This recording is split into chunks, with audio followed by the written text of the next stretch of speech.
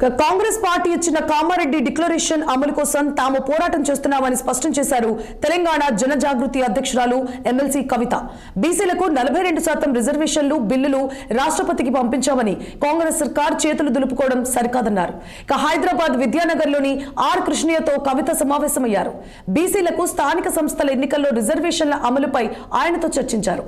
July 17న BC రిజర్వేషన్ల సాధన కోసం జాగృతి ఆధ్వర్యంలో జరిగే రైల్ రోకోకు బీసీ జాతీయ నేత మద్దతును కవిత కోరారు. ఔర్ ఏక్ దమ్కా బీసీ బిల్లు పక్కా అనే నినాదంతో చేస్తున్న రైల్ రోకోకు కృష్ణయ్య మద్దతు అడిగినట్లు కల్వకుంట్ల కవిత చెప్పారు.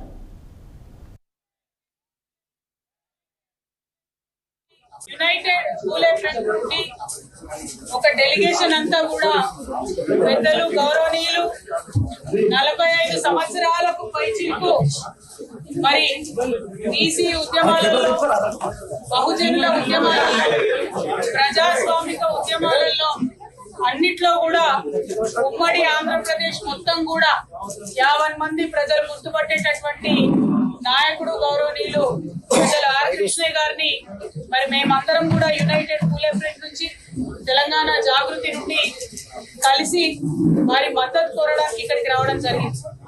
మీకు తెలుసు, గత 2 సంవత్సరాలుగా కూడా మరి కామారెడ్డి డిక్లరేషన్ ఏదైతే కాంగ్రెస్ ప్రభుత్వం ఇచ్చిందో దాన్ని అమలు చేయాలని చెప్పి మేము పెద్ద ఎత్తున పోరాటం చేస్తూ ఉన్నాం.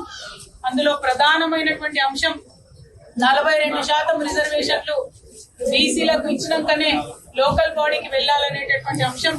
ఆ అంశం మీద ప్రధానంగా పోరాటం చేయడం